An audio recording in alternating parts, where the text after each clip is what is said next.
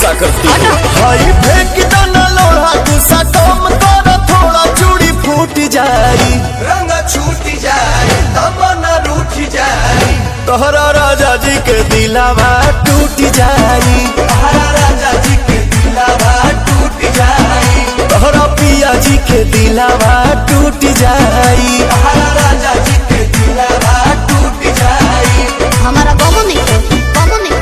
बाबू नहीं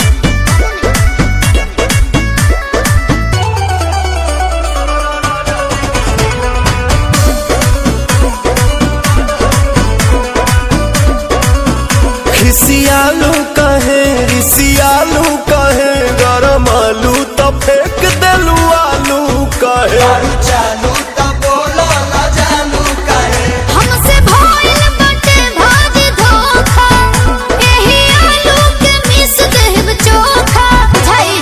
देबू नहीं खाए तका बोला हम कमाए चितर कूट जाए अरे दिल टूट खाए हैं? दिल बूट खाए अच्छा तोहरा राजा जी के दिलावा टूट जाए तोहरा राजा जी के दिलावा टूट जाए तोहरा बोला मुँह के दिलावा